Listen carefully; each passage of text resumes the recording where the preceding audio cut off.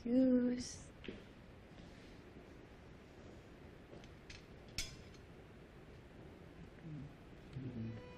O, Hana. Ba't nandito ka? Kanina pa ako nandito. Pinakain na namin si Billy. Gusto mo ba kumain? Kain ka muna, yun, no? Hindi. Sige na. Busog ako.